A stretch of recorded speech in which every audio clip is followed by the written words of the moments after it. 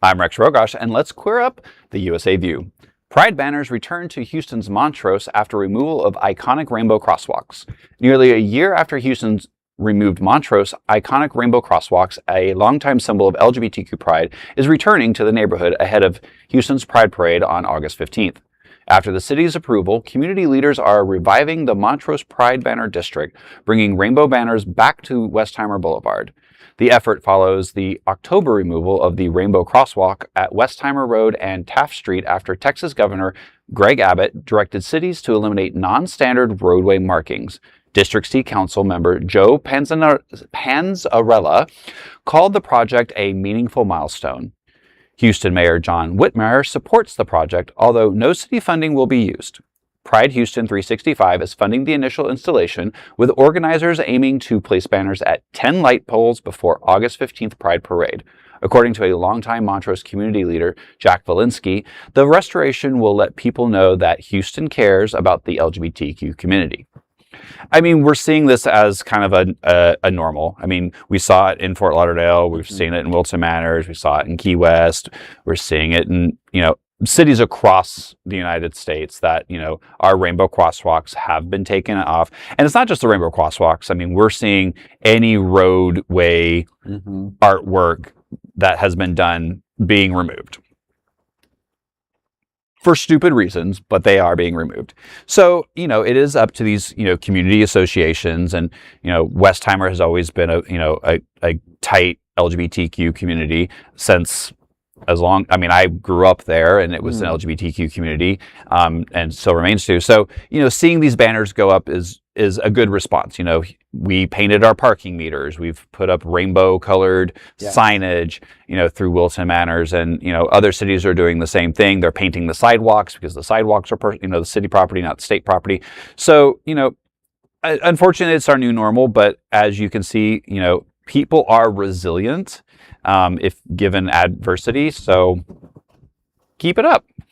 No, I mean, I think the larger issue with all this is not, obviously Houston's doing a wonderful thing, but if you want to ask yourself, are we turning into or already an authoritarian police state? You can look at how we treat human beings, but another way that we do that is to remove all the art. That is very common. We've been on a little kick talking about a third time in Germany. They did not like colorful art back then. And you're looking at Florida and Texas, it's not just the rainbows, as you were saying, the art murals, the NASCAR checkers they even took off, any basic look. And are we really trying to now even look like the sort of country that we were told all our lives that we're not, and it would be awful to live in? And it looks like the Republicans are really trying to get us there.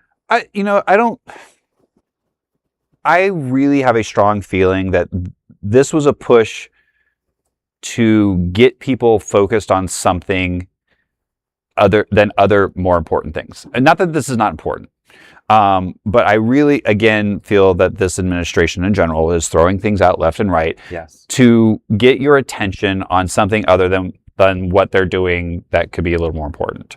And quite honestly, this was a stupid attempt. Yes, we all fought and we all cried, and I see artists even talking about the artworks that they've had been painted over, paved over.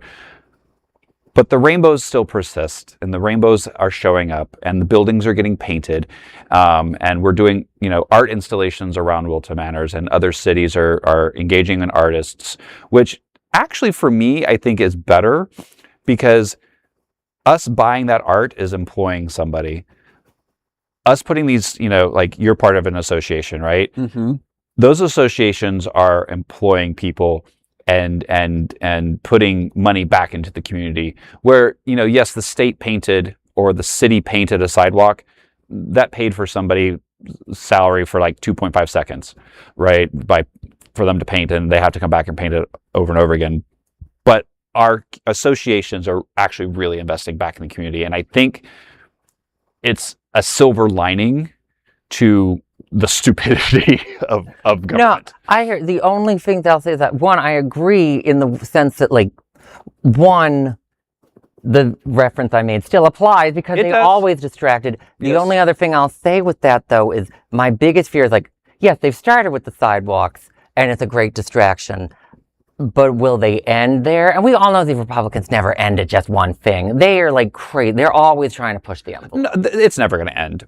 However, it's a lot harder to go up and say you have to remove something from a privately owned building. Yes.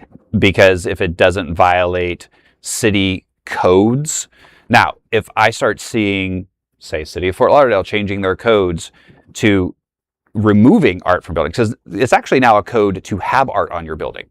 You have to cover parking garages. There are codes in place. That's why you're seeing so many murals and stuff going up on buildings. It's actually in our codes. So if I start seeing that actually disappear, I would be a little more alarmed. Oh yeah, and I'm an alarmist. I'm not implying. I'm not implying the Fort Lauderdale. No, I'm just saying in general. It's on the other but hand. I'm just saying in general. If I start seeing cities doing, because it is a nationwide thing that you are starting to see city building codes. Being in the design industry, and we are seeing this, which is a good thing, and it is, I think, a rebuttal to some of the national things that you're saying. So, if I start seeing art disappearing from a local level, from code, from laws, then we definitely need to, we all need to wake up in general, but then that's going to be a really oh shit moment. Yeah. Yeah. So again, resilience is key here, and invest in your community. Well, there's no other queer nonprofit media platform like this in the entire world. Support our LGBTQ stories by sharing them and subscribing to Queer News Tonight.